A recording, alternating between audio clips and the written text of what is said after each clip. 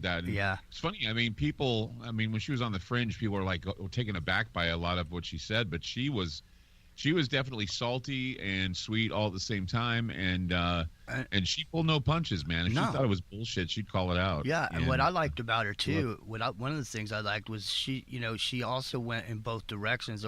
She wasn't just conservative, and she also brought forward a lot of the other viewpoints that are yep, necessary for people to make an educated decision. I mean, you can't sit in a filter bubble on the internet, hearing right, nothing but what you want to hear from people you yeah. want to hear it from without finding One out of what. the one of the best shows I ever did, and people remember it, was when I had her on to talk about cancer being a cash cow. Mm-hmm. And through her experience with me, I mean, it was she was with me through my third cancer, and then of course she had breast cancer, and she basically ripped the system a new asshole on my Mm-hmm. show, and just really laid into it, and it was one of the best shows It was good. we've ever done, because it exposed the fact that you know GlaxoSmithKline and all these other groups are saying that they don't want a cure for cancer because there's no money in a cure. Mm-hmm.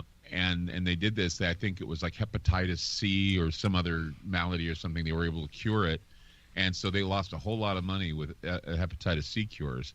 And so he said something about I can't remember who the guy was, but he said something about how cancer was something that they weren't going to, and they never will cure it. Yet people are dying. They're being poisoned, Mm-hmm. with this therapy, this chemotherapy. And Mm-hmm.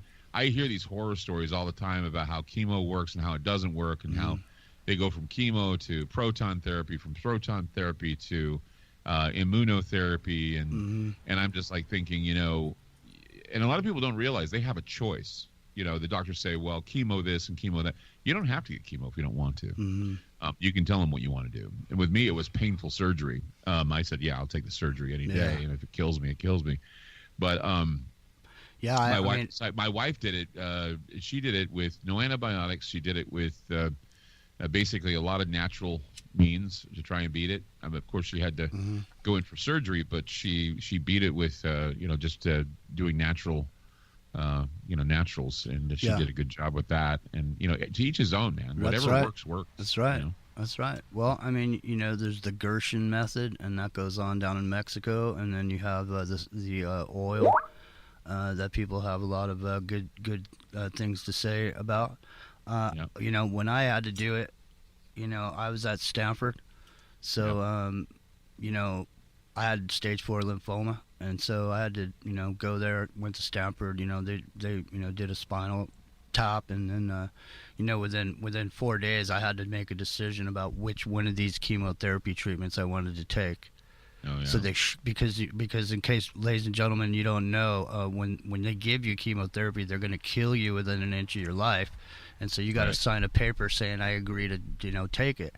So I looked at everything that was in front of me, and basically what I was looking at is the percentages of people that got something after they went through the treatment. Yeah. And so I found the one that had the least amount of people getting leukemia, and Yeah. and I, based on what I saw there, I just straight went for it because I had actual scientific information I could look at, and whereas holistic methods more or less are testimonials without any real documentation to back it up. So I mean, I was basing my life on what I could see, so I went that route. But I went through 12 weeks of it, and I had to go every Monday, and then it would fuck me up until Saturday, and then I'd like come up for air, and then it'd be like Monday, somebody would just shove me back down underwater for another week. So I did that for 12 weeks, and then I did I did that for 16 weeks, and then I did 4.5 weeks of radiation every day, and then I never went back. So I've never gone back. After they cleared me, I never went back. Oh, of course. I mean, you have to monitor yourself for a while, and make sure it doesn't grow. But hope it worked for you, and that's a good thing. Even though that's tough, but it was tough, man. You have to keep monitoring it. I was getting tests like once a year for about 5 years. Then one day they said to me, that's done. You don't have to do that anymore. But it was funny because I got a scare a while ago where I had to go and get an MRI. I hate those things, man. Me too. It's like I don't know what's worse, getting surgery or MRIs, because MRIs are just terrifying. It fucks up our natural magnetic and electrical fields of our body. Yeah, it really does, because I can feel it going through my bones. You know, I can feel when the magnetics are going through my bones, and it just scares me. It's just a horror. I don't know what's worse, the sound it makes or the feeling you get like my bones are like going to stick together. I'm going to be, attracting refrigerator magnets. Yeah. I'm always worried that it's going to there's going to be some metal in my body I'm not aware of, and it's going to rip a hole in me. Yeah. Like those vaccines. Yeah, exactly. Put a magnet on your arm. I know a lady that had breast cancer, and she was getting these vitamin C, IV infusions, and she ended up having to go to Mexico frequently because they wouldn't let her get it here.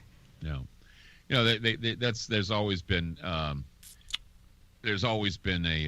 kind of a stigma attached to getting alternative treatments and things like vitamin C and that other stuff. I just say, whatever you feel is going to work. I mean, the mind is also a good healer. If you, worried that you're going to die, that gets in the way of your health. That gets in the way of your healing process. And that's why I think it's best that doctors shouldn't give people you've got 6 months to live or whatever. Sure, they're going to say, I would say to them, sure, planning is something you should do. And in fact, in my third cancer, they told me I should think about family planning, because they were worried that, it was going to be the end. And, you hate hearing that word. Well, I think maybe you should get your affairs in order. Get your life in order, and blah, blah, blah. Get your life in order. So, I mean, you don't want to hear that because you know what they're trying to tell you. But, I mean, most of the time, though, the odds, a lot of people don't realize the odds are in your favor because the body, you find out just how the body wants to stay alive. The body wants to keep living. And eventually there's a point where the body can't anymore. But, the body keeps living, and it wants to live. And so, death sentences, I think, are unfair because the body could immediately go in a different direction. It's true. And, after I went through all that, I had to go through these tests like you're talking about. And and this was a moment where I had this really, supreme revelation to myself about the creation of reality. And so I had to, because when you're going through those periods, those waiting periods, Clyde, it's like at first you go for your test, and then right after it you feel happy and you're living it up and all this and stuff. You feel good, and then you go down the road, and then as you start getting closer and closer to that date, man, you start thinking about it. You start going, man, what if I go there and I have it again, So I realized, in that moment that when I was doing that to myself, I realized, man, I got to stop doing that to myself because it's the cloud, man. You have that cloud that's always in the back of your mind. Yeah. You always have that cloud saying, is this going to be it? Is this going to be the time? And it's like, I don't think anybody, and you probably understand it, but a lot of people who have never had cancer, they don't understand the urgency with which you want to live your life afterwards. Man. If you have a new lease on life, the urgency to live, the urgency to succeed, the urgency to do the things you've always wanted to do outweigh what everybody else, and so everybody else thinks they've got all the time in the world until they wake up one day and find out, well, guess what, you've got a tumor, and immediately things change. That's right. And so you start wanting to live the best you can. But if you then get told you have a tumor and it goes away, or you have tumors and they get them out of you, you have a new lease on life, and you think, well, there are things that I want to do with my life. I remember after my third, I really wanted to, and this is the truth, I really wanted to just go back to my old life of ramping Black Sabbath records. That's all I wanted to do. I wanted to ramp up Black Sabbath records or play some Led Zeppelin, do it at a radio station. Nobody has heard of me before. Just go in and, say, well, I have this background doing Ground Zero, and it's been a successful show. It's had its run. I just want to do Black Sabbath records. I just want to have my own show at night. I just want to be able to do FM, AOR radio again. And I ran into Scott Mahalik, who was this well-known broadcast giant in the business, and he looked at me and he said, no, you're not going to be ramping Black Sabbath records. And I go, what am I going to do? He says, I'm going to give Ground Zero a new life. And I said, why, how? And he says, we're going to get you syndicated, and we're going to get you on the markets all over the country. Wow. And I'm thinking, well, that's great. And for 8 years, I was with Premier Radio Networks, and you're not going to believe this, but for 8 years, I made absolutely no money in that 8 years I was working. Get out of here. Made not one penny. No, I didn't make any money The only money I was making is I was an employee for KXL Radio. I was an employee of theirs, board op, newsman. I was doing news. I was doing everything else. So whatever I could do to make the money, and it wasn't that much. And so, people always sit there and they say, well, if you got a big radio show, why aren't you making a lot of money? Because I wasn't making any money for about 8 years. I was doing it literally for free. I was doing it for the stations. I was doing it for the recognition because, there were times, it was lucrative at one time. But then Alex Jones came along, and of course George Norrie came along. Right. And, this was back during the times of Art Bell. I was working my show, and we had like 3 different paranormal shows out there. It was Jeff Rentz doing sightings, and there was me doing paranormal Ground Zero, and then there was Art Bell. Mm-hmm.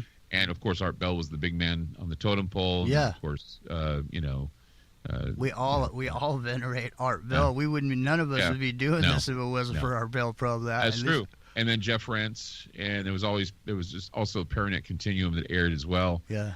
And Dreamland and all these other shows. And I just always said to myself, I remember back in the day, I used to always hate people saying, well, you're like Art Bell, aren't you? And I'd say, no, I'm my show. I do what I do. Mm-hmm. And then now they say, well, you're like Art Bell. And I'm saying, oh, yeah, kind of. I literally appreciate that compliment. Thank you. Exactly. It's different how long, how time changes. And rather than saying, no, I'm not Art Bell, I'm not trying to be Art Bell, I don't want to copy Art Bell because Art Bell's a classic. And then when somebody says, I think you're the new Art Bell, and I'm going, thank you. That's so nice of you to say that. It's great. like, it's just, my attitude's changed as I've gotten older because, I don't like to be compared to Alex Jones or Glenn Beck or anybody like that. And the reason why is because I don't see them as competition.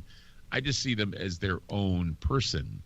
And, and I have a lot of different approaches than Alex does. No, I have a lot of course. different approaches to what Glenn does. Yeah. And I think, even though it may apply, I may have some of the stylings of Glenn because, he and I, well, he is a Mormon. I was a former Mormon. And maybe Alex because I sometimes get heated and bust a vein now and again. You're dramatic sometimes. So yeah, but I don't want to be, called that because because I've been around for 27 years and, I was doing my show, doing what I was doing long before Alex Jones was even a thought. And Alex got a lot of popularity because he was who he was. He's bombastic. Yeah, he's bombastic. And I don't want to take anything from that, nor do I want to, be compared to that because, he's the guy that gets he's the one that gets all the shit when things go down. I get a little of it too, but I don't want to always be, if Alex Jones thinks this, then Clyde Lewis must think this. I just don't like that. I don't like that feeling that, just because Alex thinks a certain way that I must think a certain way. And there's a reason why when I come on Alex's show, he and I both acknowledge that, he has a different attitude about things and I have a different attitude about things. But I would have to say there is a mutual respect. Come on, it's Alex Jones for crying out loud. He's Alex Jones. Yeah. And Glenn Beck the same way. It's Glenn Beck. Glenn Beck actually cut his teeth on a radio station that I used to listen to all the time, and I heard him when he was young, and he knew, he knew all the people. Pat Gray, who was his producer, is probably one of the best producers in the business. I used to stand in a studio, B98.7 in Salt Lake City, Utah, with Pat Gray, and I would look at that guy, and I could see the cogs in his brain. Yeah. Thinking of the next bit he was going to do because he was just an amazing professional radio guy. He was a professional producer. He was funny. He'd come up with bits, really great bits. My sister had a crush on him. He was that amazing. And now look where he's at. He's working with Glenn. He has his own gig. He's doing really well. And another thing is that I heard disappointingly that Buck Sexton is going to be I think Bongino was supposed to be the guy that was supposed to fill in for Rush, but I think now they were saying that Buck Sexton was going to fill in for Rush. Todd Herman, who was the guy who filled in for Rush from time to time. I worked with Todd. Todd and I was one of his writers and producers when he was in Salt Lake City. He worked in Salt Lake City.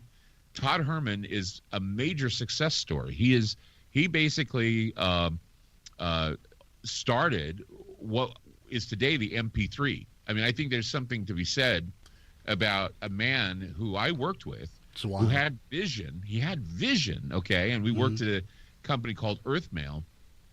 And what we did is we used to make real audio news bits, and we'd send them in emails to people. We had about 6,000 subscribers, and it worked. And what we really were doing is we were creating the MP3. We were creating, the packaged, vocal. I mean, eventually did it for music, but we were like reinventing the MP3 for news. And so he moved to Seattle, and I think he made millions of dollars off this company. And then, of course, I one day was listening to the radio, and there he was filling in for Rush Limbaugh. And I thought he was amazing. I'm thinking, this is Todd Herman. I worked with this guy. He's amazing. Wow. And so I think I've brushed with greatness in my career. Well, greatness is you, though. I mean, I can understand your compliment and everybody else, but the thing is, I mean, you were mentioning Alex Jones. So to me, there's a distinct difference between what Alex Jones does and what you do, because. Right. To me, metaphorically speaking, Alex Jones is a white paper with typewritten all caps stuff on it, right? Yeah. And your show is more like a Monet. In other words, you may be talking about a subject that Alex is talking about because it's a subject that's out there and it's a current thing, but you're going to paint a picture a little bit differently than Alex does, and that's because you were on 300 terrestrial stations, and in order to put the kind of information out that Alex puts out, you had to put it out in sort of a camouflage way. And I think I might have been sending you messages on Facebook at one point, and I said some shit to you. I was like, Clyde, what the fuck, or whatever, man, well, this is going on. How come you're never? And you go back and you said to me, you said, hey Jimmy, sometimes I got to bring out the dancing bears. Yeah, exactly. I talked about dancing bears the other night. Did you really? UFOs were the dancing bears for some time. Now they're commonplace. I used to always. I don't know if you know what the dancing bear metaphor is, but it was Captain Kangaroo. Yeah. I was watching an interview with Captain Kangaroo, and he said Mr. Green Jeans would come out, and Moose would come out, and Bunny Rabbit would come out, and the kids would get all bored. And so immediately, though, the minute Dancing Bear came out, the kids went crazy. And so, whenever they were in a lull, they always brought out Dancing Bear, and it was like just all of a sudden Dancing Bear shows up, and everybody's like all excited that Dancing Bear is here. And so that's what I call my Dancing Bear is, UFOs were always the Dancing Bear. I'd go to UFOs, or I'd go to Bigfoot, or I'd go to something else. Otherwise, everything was just a lull. And I had to talk about conspiracy theory, and I really, today conspiracy theory gets a bad rap because everybody's a conspiracy theorist. Everybody makes up stuff. Mm-hmm. QAnon has been, and I don't know. Total operation. I don't care. I'll just say QAnon has been nothing more than a cancer on my ass. Yeah. I just, anytime QAnon comes up with conspiracy or whatever, I just shake my head and go, you know what? QAnon's the worst thing that's ever happened to conspiracy theory. And the reason why is because the media latched onto it, which makes it suspect. Mm-hmm. I mean, if the media latches onto it, says, well, conspiracy theory, QAnon, blah, blah, blah, blah, blah. Well, that tells me that the media is involved, or the media is in the know. The media knows that it's a psychological operation, and many people will follow it like blindly. And I'm like saying, well, what about all of us that do the hard work? What about all of us that bring the good information out there is being completely undermined by QAnon? And I interviewed a guy who was in the movie industry, and he told me, he said, while pedophilia is going on in Hollywood, which of course is a no-brainer, and it's going on in Washington, no-brainer. In fact, I was investigating that back in the 90s with the Thai sex trade. Yes, of you course, were. Tracy Twyman was involved with, and that's what allegedly got her killed. I just say to myself, and I said to the guy, I said, what's really sad about QAnon and everybody that follows QAnon is that basically they make a list of their political enemies and call them pedophiles. And what that does is it takes the attention away from the real pedophiles. And some of them are Republicans. Some of them are conservative. That's right. And it's not just Hollywood. I mean, it's everywhere. And eventually these guys get caught. And when they get caught, immediately there are people making excuses for them because of their political affiliation. But I mean, let's face it. You got people like, I don't know. You got Bill Gates now. It's under investigation for this. Yeah. And you just say to yourself, Bill Gates was the darling of the COVID-19 experts, and now Fauci, his lies are unraveling now, and everybody's like going, well, now there's a change of heart of whether or not Wuhan was a gain of function exercise. It was going, and we were reporting this like 3 years ago. We were reporting this 2 years ago. So, I mean, it goes again to conspiracy theorists sometimes are right. And I've been seeing the hashtag go around, Clyde called it, or Clyde was right. Clyde was right. This. And I'm really excited about that because, I feel like I'm being recognized for a lot of the hard work I've done in the past. Well, you should be. And you should be. Well, one of the things you did was you were the first person to even inkle, but you didn't inkle. You literally just dropped a kinetic weapon on that explosion that happened in China when you were the first person to bring up rods of God and the possibility that that was a kinetic weapon on that, because that was a big computer facility. I mean, I think they even had quantum facility in there. I'm not 100% on that, but I know it was a major computer facility for China that got destroyed. You remember when you got on that one? Yeah, I remember that. And then, of course, there was an article that came out, I think, in Popular Mechanics just about a week ago, talking about the rods of God and whether or not they're using, weapons from Project Thor, and whether or not those weapons are still being used today. Of course, they're being used. I don't think SDI ever died. I think Star Wars has been around since 1977. I think that the idea that they shelved it because Reagan. They thought that Reagan was out of his mind. I don't think that's true. I think that's why Space Force exists. I think that's why we're talking about Tic Tacs. Yep. I think that's why we're talking about all of it, is because the SDI program has been alive and well. It's been going on. It's advancing itself. And sure, I mean, the alien extraterrestrial angle is just as valid as whether or not we have adversarial countries that are creating these machines. But they've limited us now to 3 different scenarios. Either A, it's Russia, B, it's China, or 3, it's aliens, or C, it's aliens. There's no other question. There's no other answer. And that's the thing, is that we just did a show about that with Don Schmidt, and we were talking about this, saying that there needs to be an ounce of skepticism, a little bit of skepticism with regard to a psyop that could be underway about Americocentrism with regard to UFOs, because it seems to be America-centric. And before, it was other governments like Russia and China and others are saying, well, yeah, we know aliens exist. We know that, there's life out there. That's why we're getting involved in the space race again. And then all of a sudden, boom, we have Space Force, and immediately UFOs are America-centric. They're buzzing our Navy. They're buzzing our military. And the Navy is the only military outfit that says that they're experiencing these UFOs.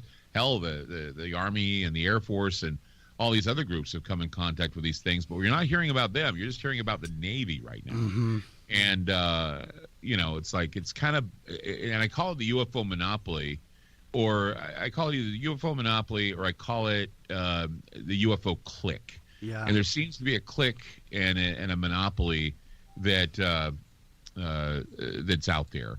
And so I tend to I tend to wonder why certain people don't come on Ground Zero, or certain people are told, well, no, you're not going to go on there. I mean, people make the rounds. They make the rounds of the regular shows, but sometimes Ground Zero gets left out. And I think there's a reason for that. And one of the reasons is that while I'm a fair interviewer, and while I know a little something about the subject matter, I am not going to be talked into a trap, nor am I going to be bullshitted. No. And I won't allow that.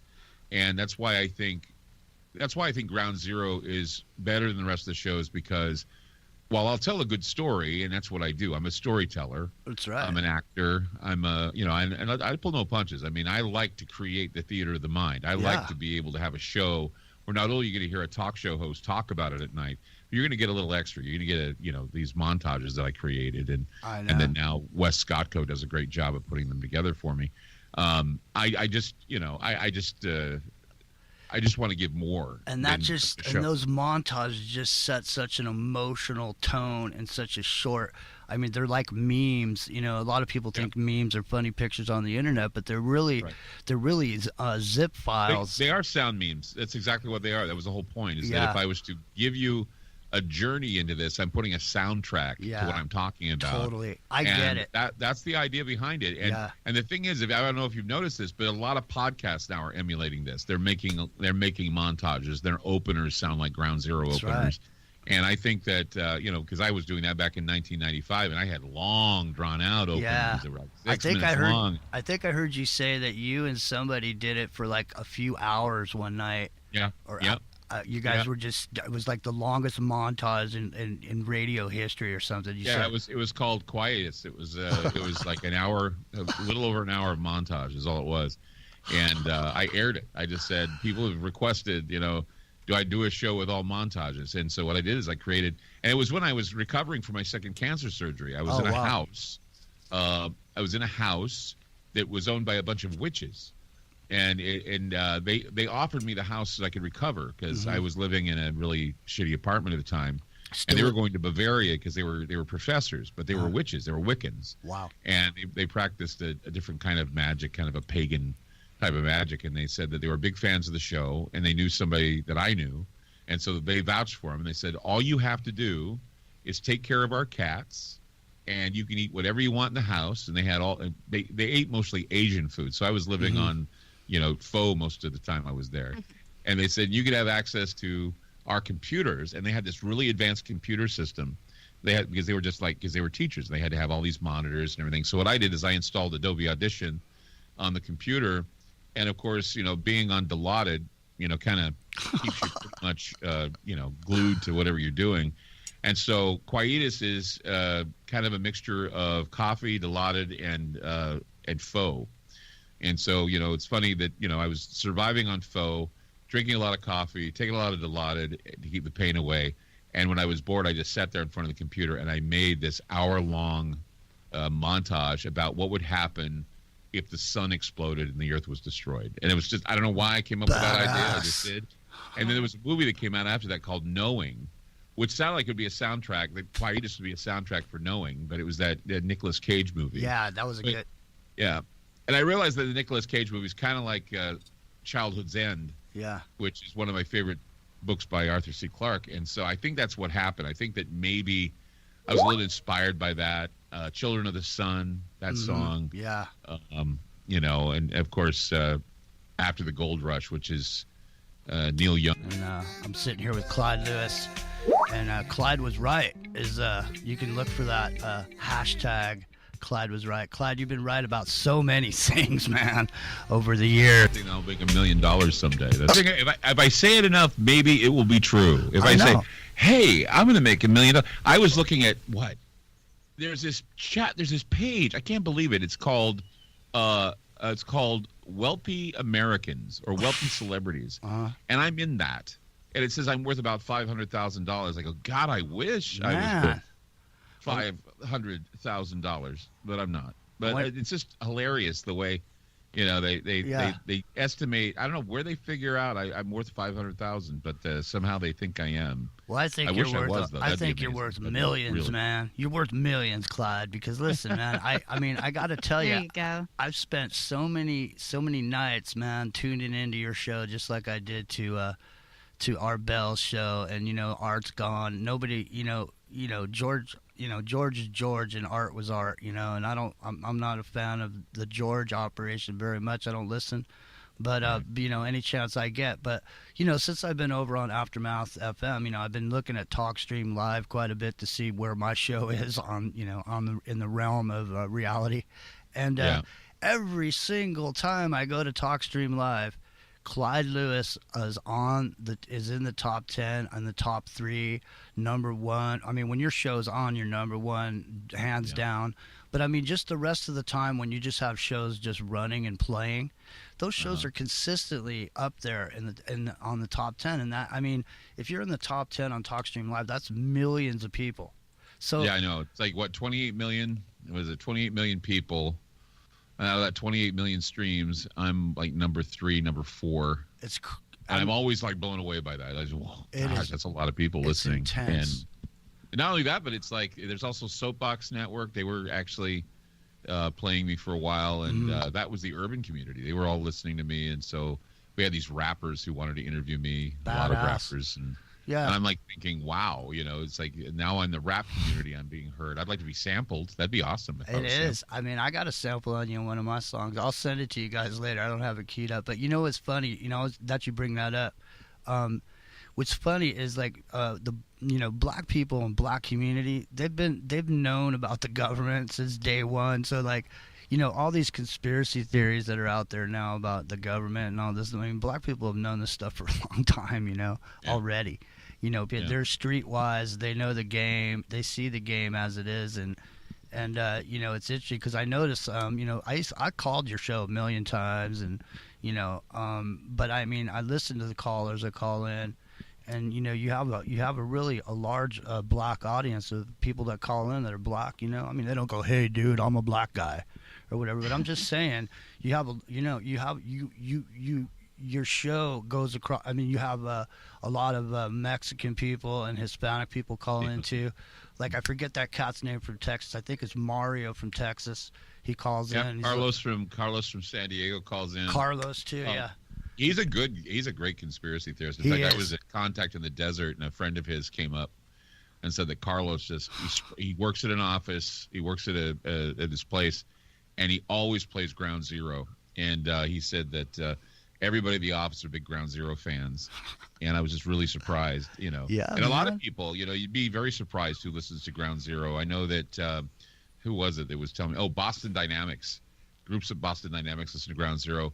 That was one of the reasons why Sophia did an interview with us, because Sophia actually came on the show because the guy who invented her knew of Ground Zero, and so he granted us an interview. And I think we were the first radio show to interview Sophia, and that's amazing.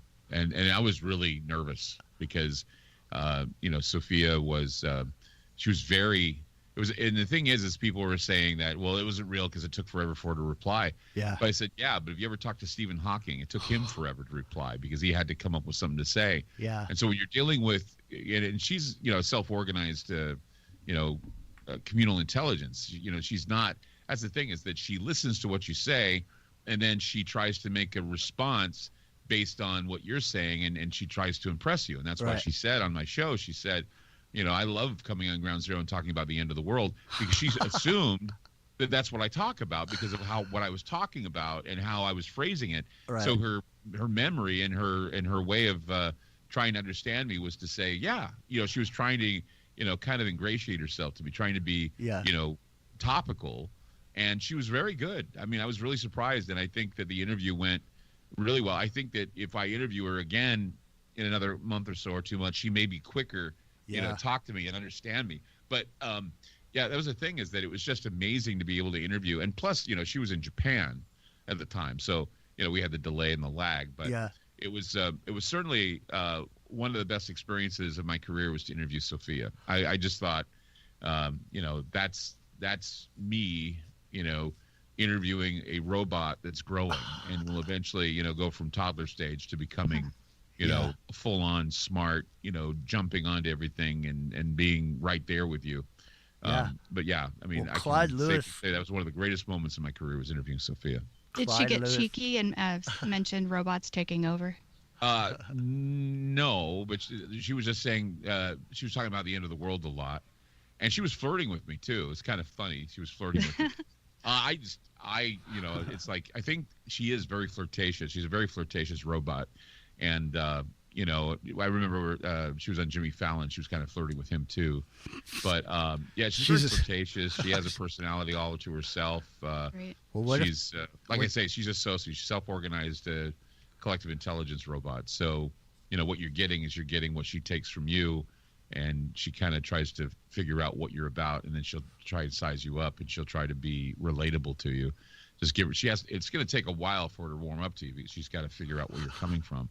But eventually, she figures it out, and she talks with you as if she's known you forever. It's kind of a bizarre kind of relationship. Maybe they'll screw her onto an actual body, and then when she's flirty, she can actually, follow through on it and come by and see you, and then you won't even get in trouble because technically she's not alive.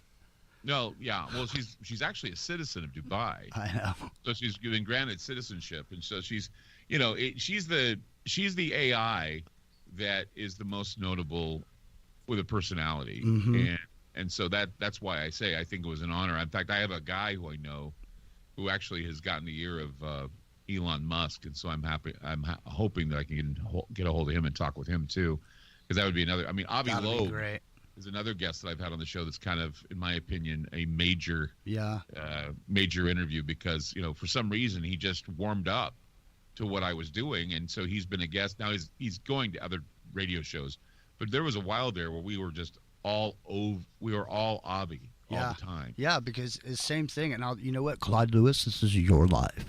It was the same thing with Anthony Patch too, because you were the first guys to discover Anthony Patch. You're right. That's right. Anthony Patch made his debut on Ground Zero, and now he's like popular everywhere. He's like everybody knows who he is. Yeah. But he never fails when he comes on the show to say, I had my debut at Ground Zero. Ground Zero discovered me. Mm-hmm. And so now, he uses his knowledge to not only, impart the knowledge, but he uses it to convince people that, he talks about his Christianity. He's very open about it. Yep. He uses it to try and unravel prophecy. And so in the process, he's kind of like a digital prophet. It's kind of like the digitized pulpit with Anthony Patch, because he understands quantum physics and he applies it to Christianity, which I think is an amazing thing to do. It is, really, and he, one of the things he did that was really amazing was he took the chip from the Geordie Rose's quantum computer, and they took the design of the chip and they overlaid the floor plan for the Solomon Temple. The Temple of Solomon over it, and it matched up completely perfectly. Yeah, and you gotta be proud of yourself knowing that Anthony Patch has been the topic of a lot of Geordie Rose's TED Talks. Yeah, that when Geordie Rose speaks to classrooms and speaks to college kids and programmers, he always talks about how Anthony Patch comments about the technology and how it's becoming more lifelike and how we're reaching the singularity. And it just makes me proud to know that I gave that guy his start. It's kind of like when Dr. Demento gave Weird Al his start. Right. Weird Al is now bigger than Dr. Demento. Yeah. But it was Demento that gave him his start. And same with Anthony. I think Anthony's probably bigger than me now. He's more well known. He's on several shows across the country, and yet I think people forget that Ground Zero was the starting point for his career. And like Avi was on our show before anybody else, and now he's everywhere. Sophia, even though she's well known, I think that coming on Ground Zero, I mean, she didn't show up on George Norrie's show. She wasn't on any other show. She came on Ground Zero, and I think that's important.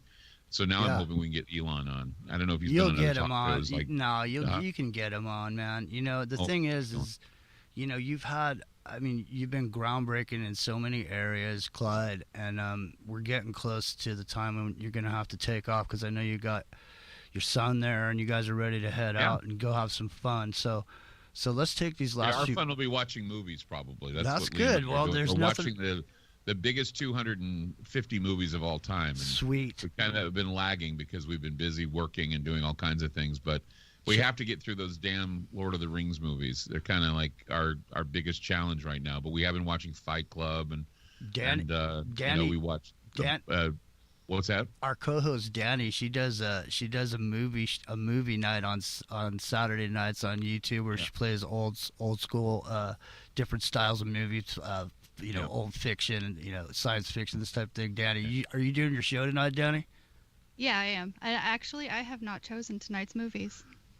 Well, we Liam saw The Godfather. He liked Godfather more than he liked Godfather 2.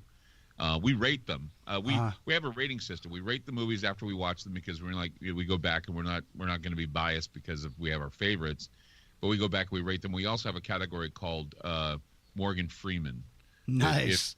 What film has Morgan Freeman in it, and we always mark that. So Shawshank Redemption was the first movie on the list that we saw, and we gave it a Morgan Freeman rating. And so we're waiting for other Morgan Freeman movies. We were thinking about doing Samuel L. Jackson ratings as well. Oh, nice. A lot of films. Yeah. But we just saw Pulp Fiction. We just saw, I think Fight Club was the last movie we saw. Interesting. What was the last one? Oh, we saw the last one was Forrest Gump. So we saw Forrest Gump. That was the last film we saw. But the problem we're having is, having to, sit through all of the Lord of the Rings movies. Because we saw a Lord of the Rings movie, and it was good.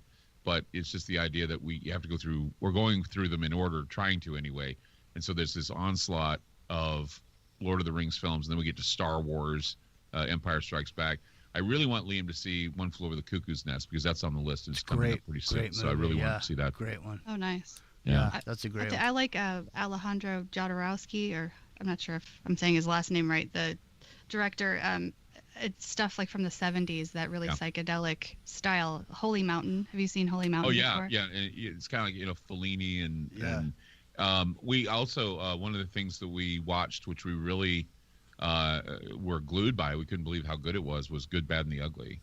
That is good. When we were looking at the old spaghetti westerns, and in fact, we found out that Tarantino's favorite film is The Good, Bad, and the Ugly. And so we were, just watching it, the close-ups and how the Western, American Westerns were supposedly more superior to the Italian, Spanish spaghetti Westerns. But no, the first spaghetti Western breakout in Clint Eastwood's career certainly was great with Good, Bad, and the Ugly. So we saw 12 Angry Men. We've watched that. Excellent. It doesn't matter what dates they are. We stick to the list, and so we went through 12 Angry Men. We've seen To Kill The a Godfather, Mockingbird. Godfather Part 2. Godfather Part 3 apparently is not on there, but and it was funny because Wes was saying, "Oh, Godfather Part 2 is more superior to Godfather," but no, we were both really impressed with The Godfather over Godfather Part 2. So, all right, listen. We're all here now. Rio joined us while we were here because he was running late because he had a graduation ceremony today. So Rio's here cool. too. So listen, what we're gonna do, Clyde? Now we only have 15 minutes left or so. So I want to go around and let everybody just ask, if they have a question for you. I have a question for you. Okay. And so I'll go first and give these because these guys don't know I was gonna do this. I'm gonna give them a few minutes to think about it while you're answering.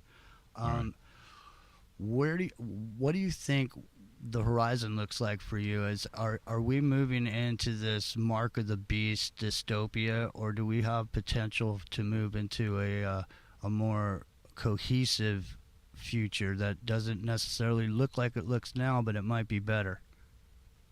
I've always said that I'm a short-term pessimist, long-term optimist, and the reason why I say that is because adaptation is something that people eventually do. We're at a time right now where the changes are going on and people are having a hard time adapting. I don't appreciate the fact that they're taking agency away from us. I've always been a firm believer in the idea that liberty is God's gift to us and that taking liberty away is a tool of the devil. And I mean that literally. I think that when you're told you have a choice, but you really don't have a choice, that is the most evil thing that it can be put upon you. It's like the idea that you either wear a mask or you get a shot. Well, that's not a choice. That's basically do as we say, no matter what happens.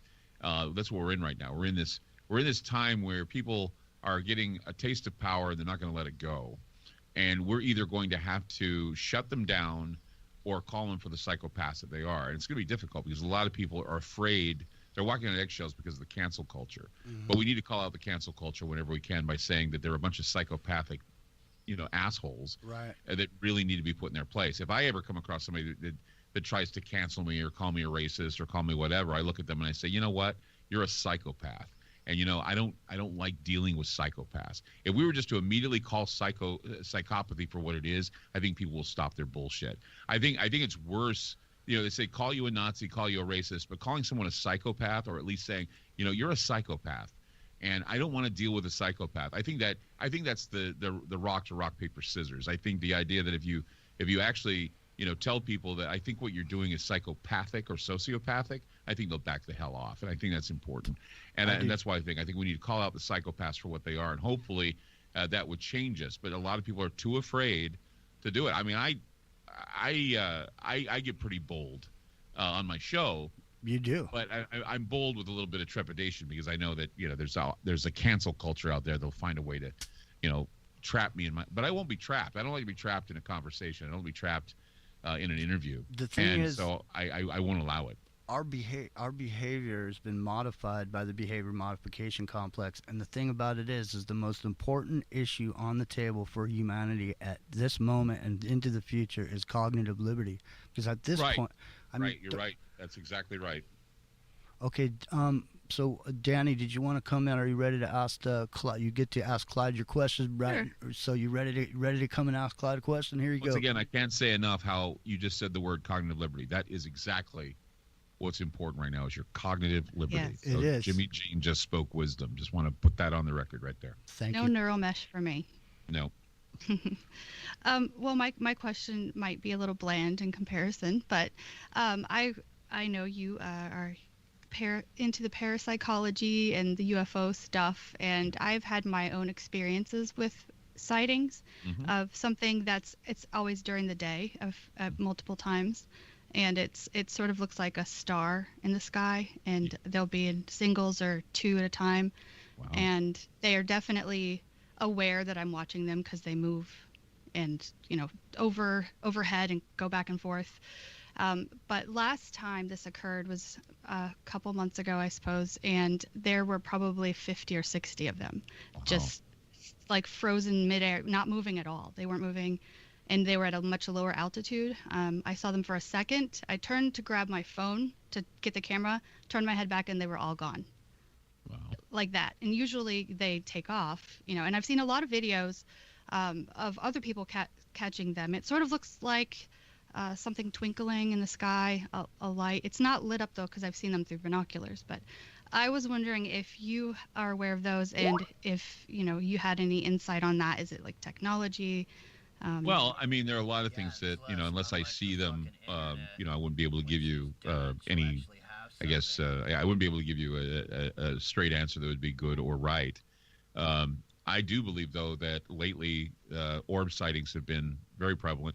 I really am interested in daylight sightings. I mean, nighttime sightings can be anything, and that's the thing. I've only seen them during the day. Well, then that's amazing. You should find a way to record them or find a way to. I have. Document them. But yeah, anybody can say, "Hey, I saw a strange light," and I mean, yeah, it's an unidentified light. There's a difference between a UFO and unidentified light.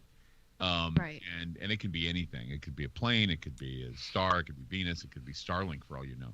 But during the day, if you see something in the sky that's solid or orb-like or what have you, that I think is the big deal. Yeah. I really, really have an interest in daylight sightings more than I do. Because people send me sightings all the time, and they say, "What do you think of this? And what do you think of this?" And I say, "Well, I don't know. I don't have a clue." But then when people send me daylight sightings, I'm immediately intrigued by that, going, whoa, that's a good shot. Whoa, because I saw a daylight sighting one time when I was coming out of the doctor's office, and I snapped a picture of it. And I'm like, I got a good shot of it. It was this thing just hovering in the sky, like a big cylindrical white dash in the sky that I got a picture of. Wow.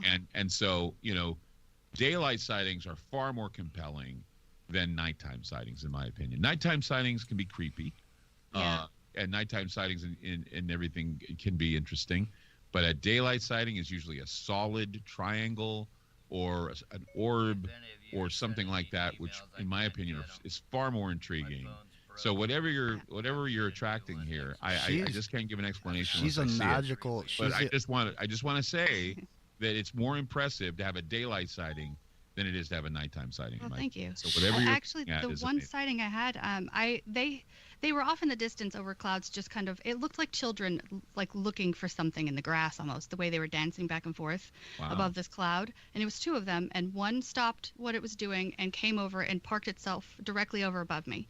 Wow. Like it saw me observing it, and then maybe 30 seconds later, the other one did the same thing. It followed, and they locked in position above me for so long. I recorded them on my cell phone.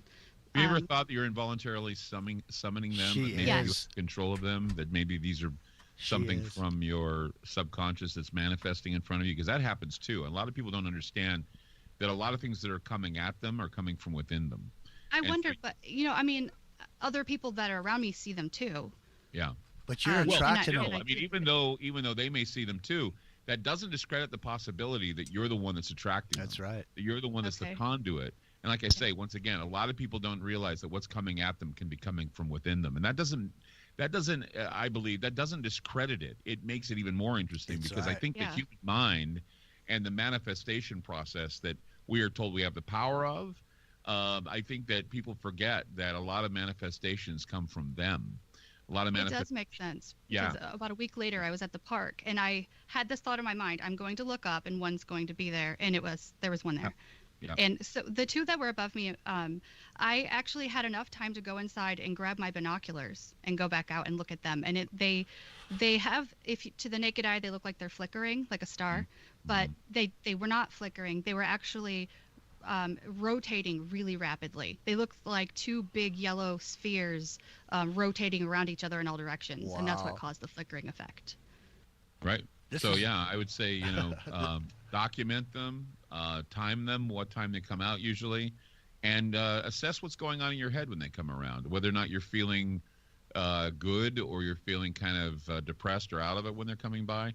It would really, because you need to actually monitor your mindset when they're happening, because if they are there, they could be either UFOs, they could be spiritual, they could be spiritual, be psychopomps, they could be in anything. Yeah. They're not just always UFOs. There's a lot to it that comes from within you, and it could be spiritual in nature. We were talking about there actually being a sort of a radar style technology that's available dimensionally that can see people of intense power. In other words, everybody's walking around in this brown soup, but there's a Clyde Lewis over there, and he's shining bright, and there's a Danny over there, and she's shining bright. And so because there's a reverberation from your frequency, from the energy that you're putting out, that it's noticeable on the plane and beyond, that it can be detected by some sort of a technology that exists. And it's interesting. I personally have never had any real UFO experiences, but up here where I live in the Santa Cruz Mountains, there's a Lockheed facility up at the top of the mountain, and lots of dudes that I know that grow weed up there. They've talked about these. They don't say they're triangles. They actually call them pyramid shaped, and they're saying that they're these black pyramids that are pretty big but not too big, and they're silent and they float. I've never seen one, but that doesn't mean anything. But I do fully I appreciate what you were saying there, Clyde. It really made me stop and think about it, because Danny's been on the show with us here since we've been on Aftermath, and she just since we've known her, there's so many magical things that happen around her, so it wouldn't surprise me if what you were saying is exactly right. Rio, are you there? I am here. Excellent. Well, okay, here's your moment, Clyde Lewis, and guess what you're headlining, because Clyde's got to get out of here and go have some fun with his son, and tell Ron hello and everybody, the engineers over there. So Here you go, Rio. You got the hammer. You got your moment. Ask Clyde whatever you want to ask him. Go ahead. Well, I do listen to the show a bit, and I like a variety of topics myself, from the UFOs to the conspiracy theory to the high tech stuff. I'm kind of curious, what is your favorite topic to actually talk about? Is it the UFOs or the conspiracies or technology, or maybe the Church of the Subgenius or Mothman? Mothman? Mothman. My favorite. Really like the Mothman. I love Mothman. Mothman, shadow people. Shadow people terrify me. Mothman terrifies me. If you really want to scare somebody, think of a 7-foot tall, hairy creature with eyes in the middle of its chest with big, wide wings. Oh my God. And tell me that something flying through the air at night, screeching at you like that, wouldn't scare the holy shit out of you. That's Mothman. That's scary. Both my stepson and I are Mothman enthusiasts. We love Mothman. He just got a Mothman sticker he just put on his computer. I just bought him a Mothman t-shirt. We want to go to Point Pleasant. We want to take in the Steel Bridge feeling. We want it all, because Mothman is just terrifying. Wow. Shadow people, Hat Man, the Grinning Man, that's another scary thing for me. It's another scary topic. All the other topics are, like I say, they're dancing bears, UFOs, Bigfoot. I'm really into D.B. Cooper, but only in the sense that D.B. Cooper is being revealed as my mentor and my friend Wolfgang Gossett. Otherwise, I don't give a shit about D.B. Cooper. Yeah, I want D.B. Cooper to be my friend. I want him to be Wolfgang Gossett. I don't want to be anybody else. So people send me D.B. Cooper shit, and I look at it and I go, so what? As long as unless it's Wolfgang Gossett, I don't give a shit. But that's about it. I mean, I most of the conspiracy theories, I love Cold War conspiracy theory. Yeah. Anything that happened in the 50s, 60s, and 70s, I'm into. Yeah. I really love it, from Nixon to Kennedy to Eisenhower to Truman. I'm really fascinated by Harry Truman, and how he was one of the first disclosure presidents.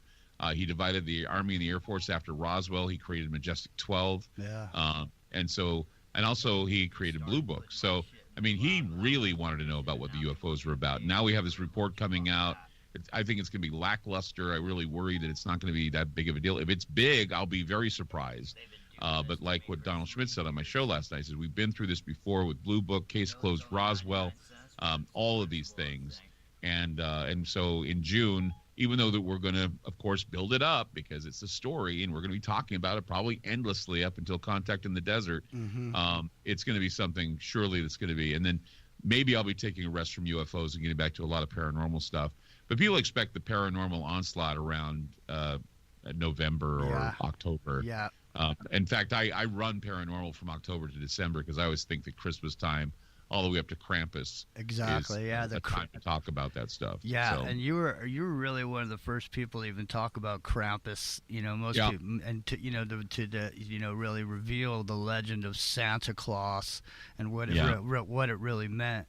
It wasn't Sinterklaas, Sandy Claus, Sandy. You have that dude on too, that techno Satanist dude with the shit in his face. I forget what his name is. Oh, you mean he's got like this whole like situation going on. He's got like the medical implants. Oh, you're talking about Diablos Rex. Yeah, Diablos Rex. And you guys were talking about something that I find that's one of the most fascinating subjects, and that is magic done through the logos and computer language, and how magic is actually being done, even as people are mining Bitcoin.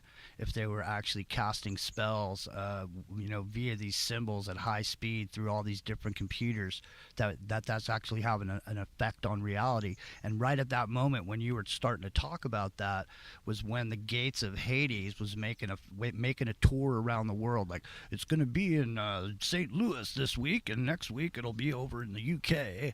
And they were like, remember, I think you and Tracy were talking about the Gates of Hell going around like a carnival. The Palmyra Arch is what it was. Yeah. About the Palmyra Arch. Yeah. Yeah, there are times when I miss Tracy. Tracy had a lot of good things to say.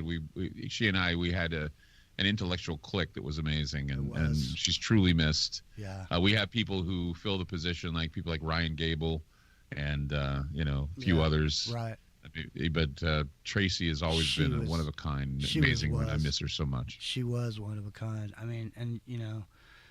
She's done so much work, but just the decoding and just the way that, one of the things that she brought up right before, she took off was that plus ultra secret society that everybody thought was just in the movie, and had involved Tesla, Edison, Eiffel, and Jules Verne.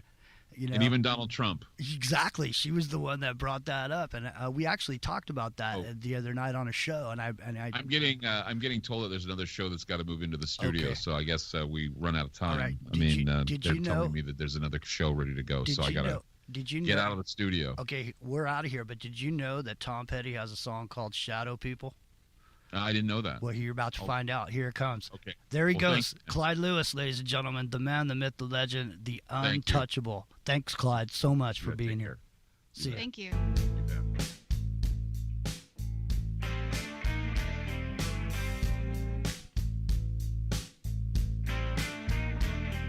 Shadow people,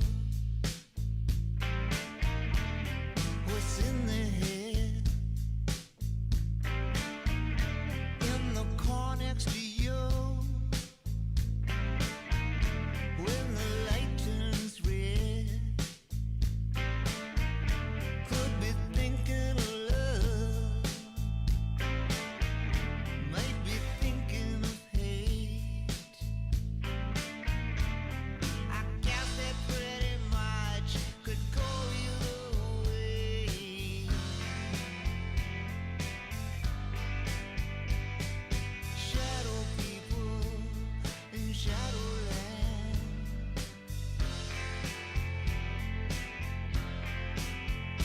that one's thinking of. Life is a movie. We're all actors. Don't let them edit you out. Aftermath.fm.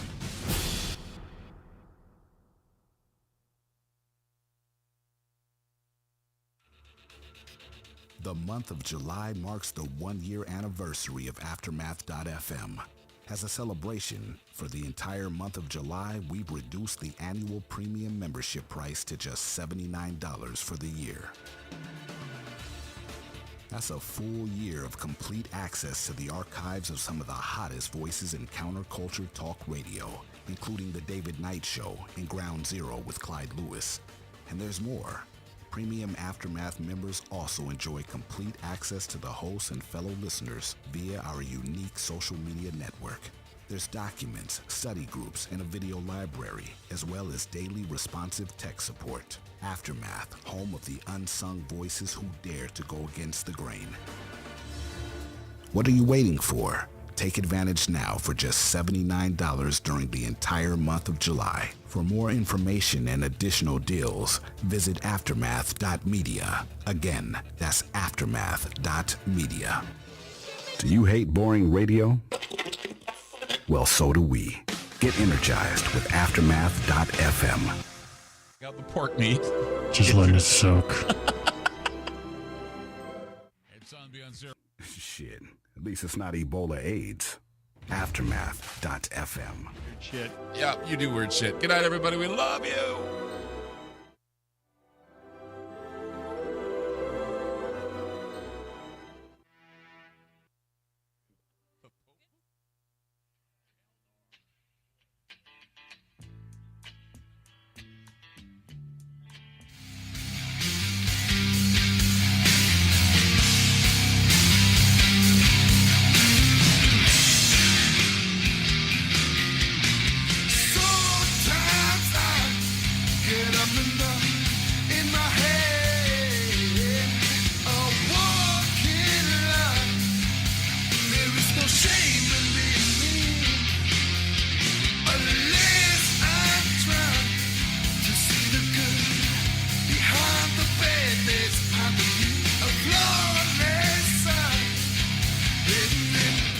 Welcome, Clyde Lewis listeners. Thanks, Clyde Lewis and the boys, man. I'm going to pour gasoline on the fire tonight with the outlaw neurologist, Dr. Kevin McCarran. Get ready. Buckle your seatbelts.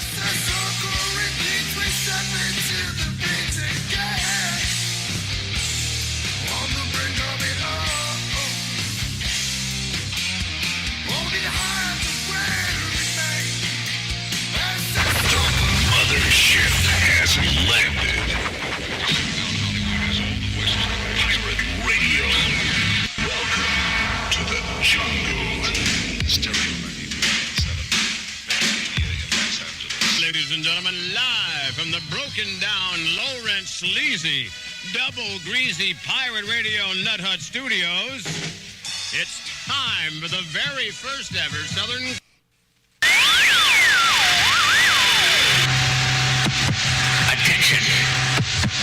Attention, please. You are receiving a pirate radio broadcast. My name is Jeb Meh. It's Aftermath FM. CPR Street Gang, this is all fighting. Standing by, over. CPR Street Gang, this is all fighting. Standing by, over. Right now, it's 12 o'clock, Americans. Another day closer to victory. And for all of you out there on or behind the lines, clock's run out. Time's up. Wind is blowing cold and dark. On the road and no way out. A broken house, a smoking gun. We're hot. On the run.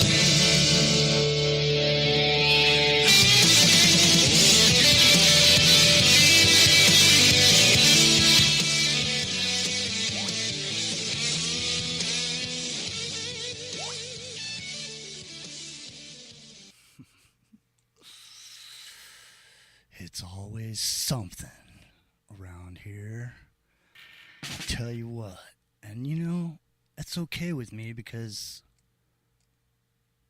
I'm still here after all these years. It's a wonder. I mean, where are we going to? Where have we come from? At this point, the level that the state has become in control of our every move. When did the state become my boss? When did they start telling me what to do? When were they just able to go into my bank account and levy my bank account just because they feel like it. Aren't I supposed to get a day in court to plead my case, to throw my case at the feet of the lofty judge who can sit in judgment of my wrongs?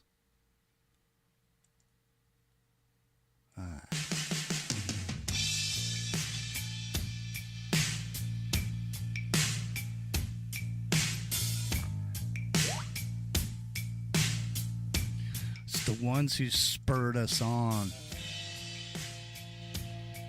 sit in judgment of our wrongs.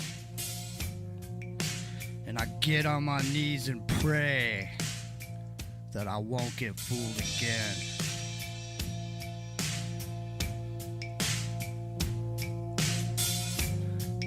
It's Aftermath FM. Into the Microcosms on the air.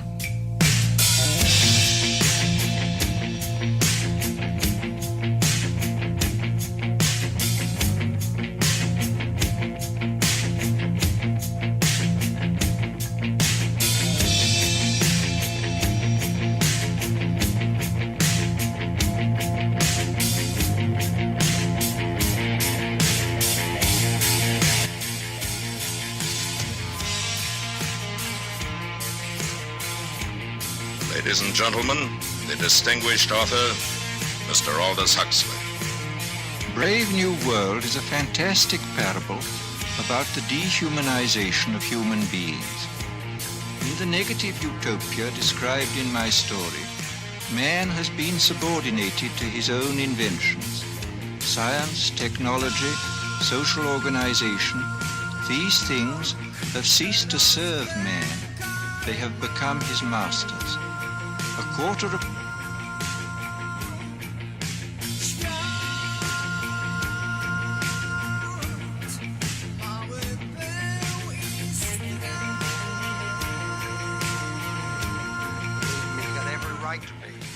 But hey, will you just let me explain?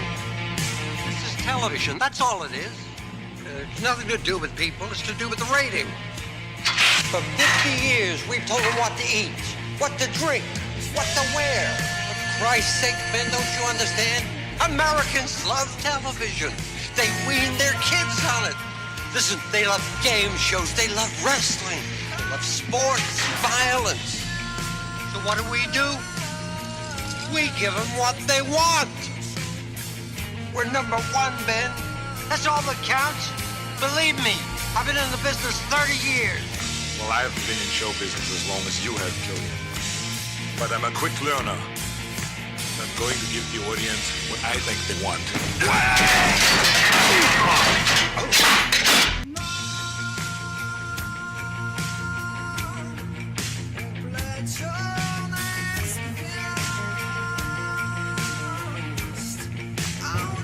Walk into this room at your own risk, because it leads to the future. Not a future that will be, but one that might be. This is not a new world. It is simply an extension of what began in the old one.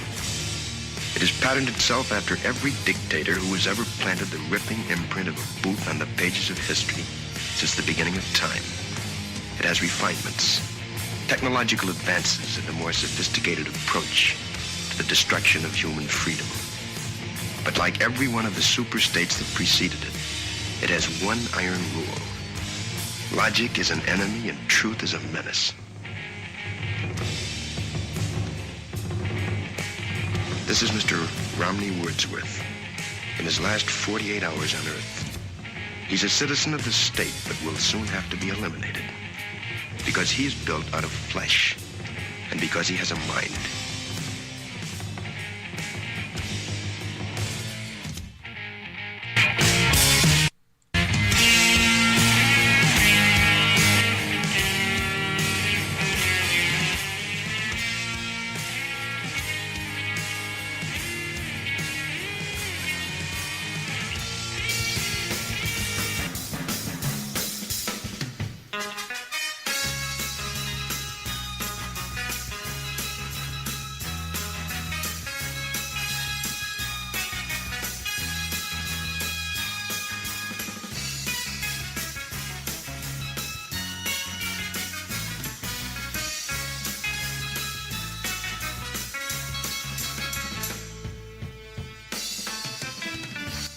Epic Journeyman.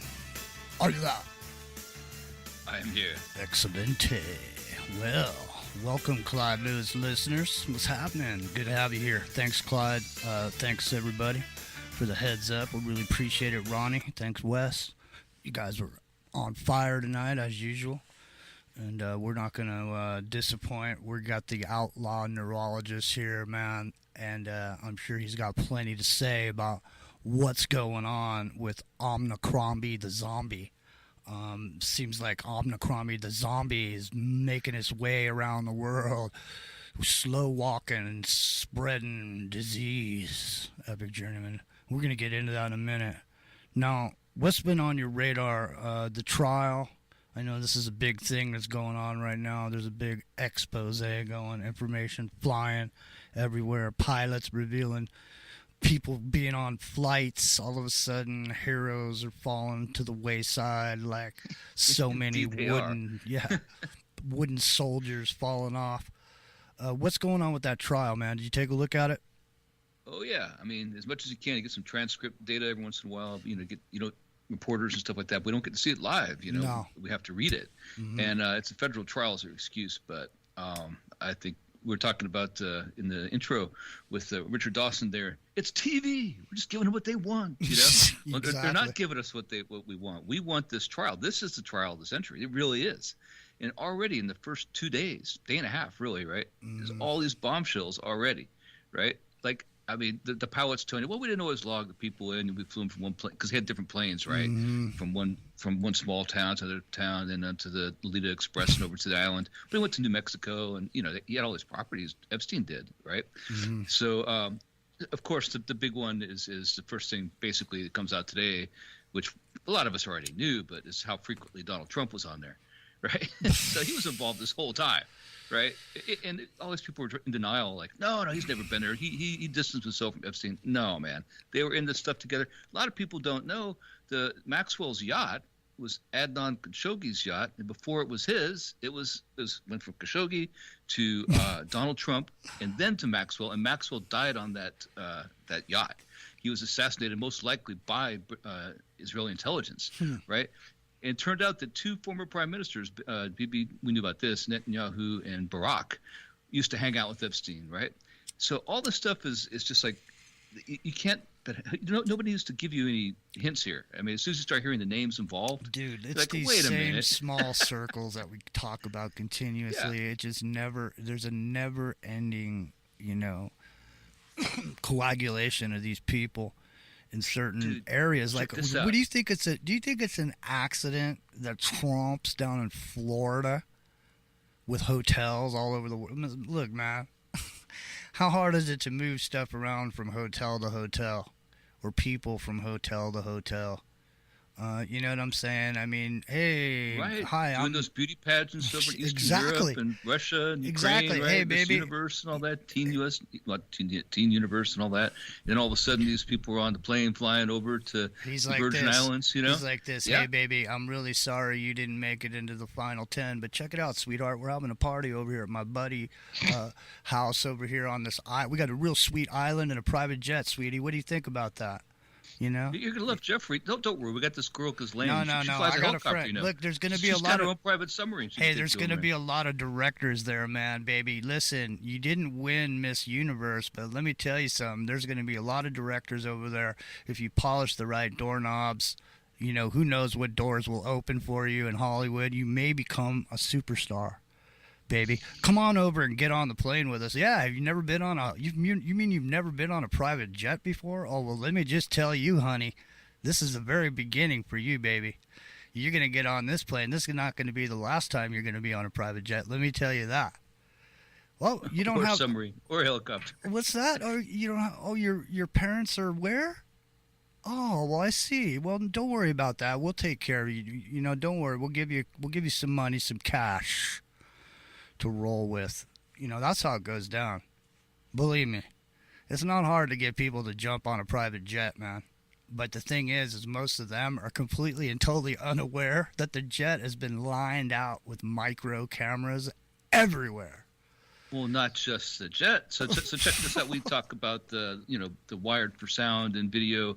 Playboy mentioned a lot, and we obviously knew that there was a lot going on. Everybody's always suspected with Epstein. So one of the first lines of questioning with the pilot yesterday. I mean, the very first day that comes out of his mouth, practically, he introduces himself, what his name is. They verify, yeah, you work for Epstein, you're a pilot, blah blah blah. When he went to his residence, what did you do? With the guests. I'm paraphrasing slightly, but and when he went to the residence. Well, I'd get the luggage. No, what'd you do? Yeah, I'd get the luggage and I installed video equipment. I installed video equipment. It's one of the very first things he says unprompted on his own. Yeah, man. I mean, come on, ladies and gentlemen. I mean, and the other thing I really want to make sure I mention before we move on, because this subject, is an irritating one, because this stuff is so prevalent. I'm just saying, look, Epstein and Miss Maxwell they're just a franchise of a worldwide operation. They're people whose names because they're in the news as a rag doll. So when everything goes down and she goes to prison for the rest of her life, you'll go back to sleep and everything will be all right. But everything's not all right, okay? So if Epstein moved out of the way, guess what? Somebody else stepped into the chair of the CEO. That's how it works. And if you look at him and you look at around and you look at all the stuff that he did and he was into, let me just say, the chances are that brother is not dead at all. He's sitting around somewhere kicking back, because he's got enough dirt. I mean, the thing is, even if you had the ability, let's just say in a fictional sense, if I was writing a fictional story and there was a guy in prison who had all the information on me, but he also had it on all my enemies, and I was in a position to take that guy out in my fictional story, why would I do that?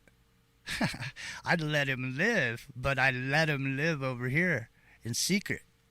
See? Because then I could use him anytime I want against my enemies, and he gets to live, and he's forever grateful, like the lion who's got the thorn pulled out of his paw, so to speak. So who knows? Maybe she'll go to prison. Maybe she'll hang herself with a piece of toilet paper. Necks do tend to snap at pieces of toilet paper in prisons. I don't know how it happens, but it does happen. But listen, enough of this chatter, because the outlaw is here, and I want to get him in here too, because I'm sure he's got something to say. So, ladies and gentlemen, it's Into the Microcosm. You can find us here Monday through Friday, 10:30 Pacific, immediately following Clyde Lewis and Ground Zero. Tonight, Doc McCarran is going to shed some light on Omicron, the zombie, the Omicron. It's Into the Microcosm.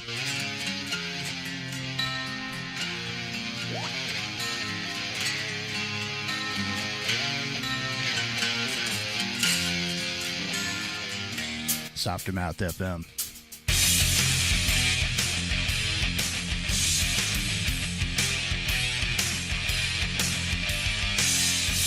In stereo.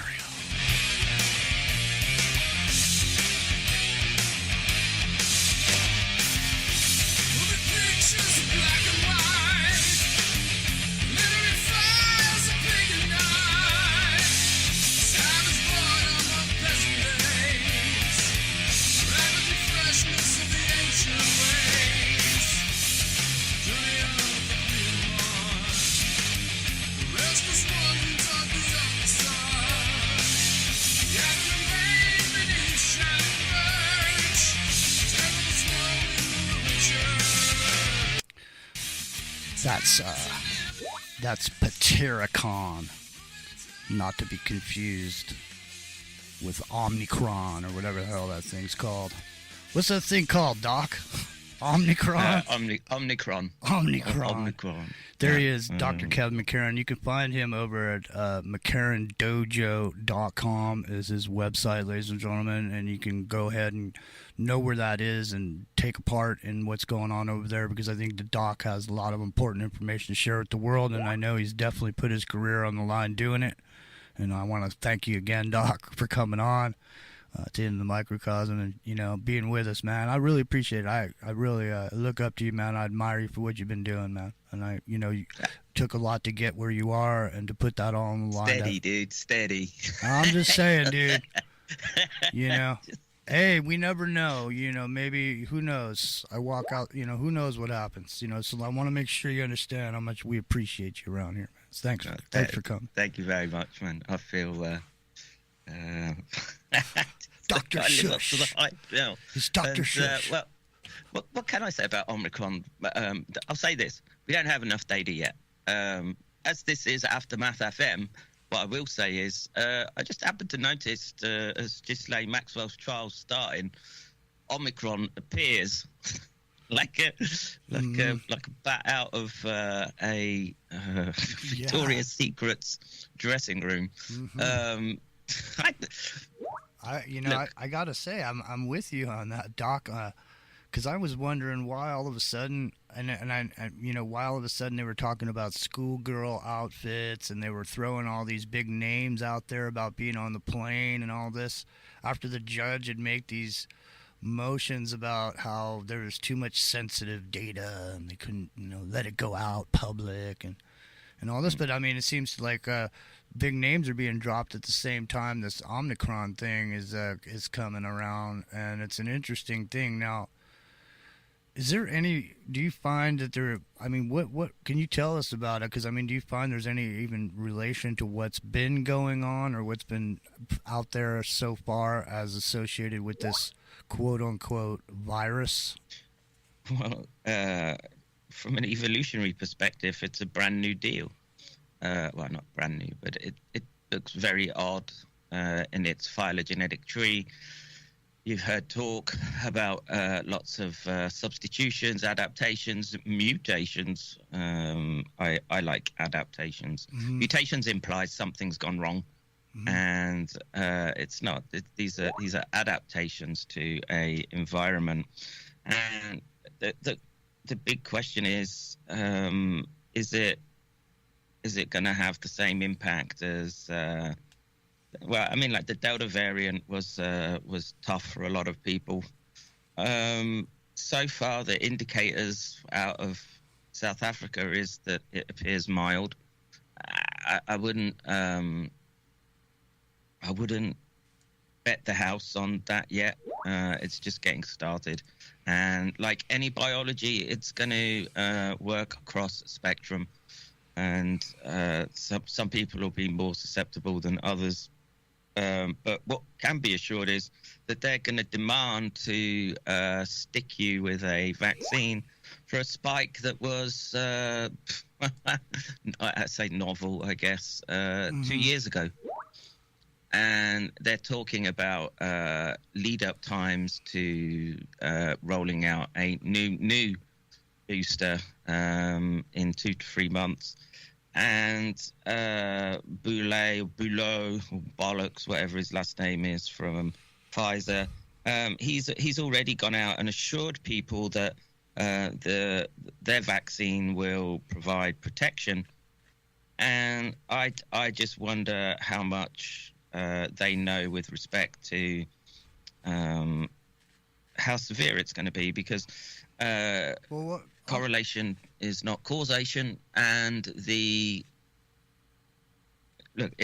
it's a mild illness but they've managed to convince 60-70% of the population to get jabbed, then they can say it's down to their boosters, right? And they can keep people on the boosting merry-go-round.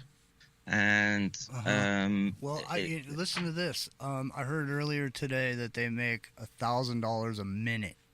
$1,000 a second. Excuse me, $1,000 a second. Now, what I want to ask you is,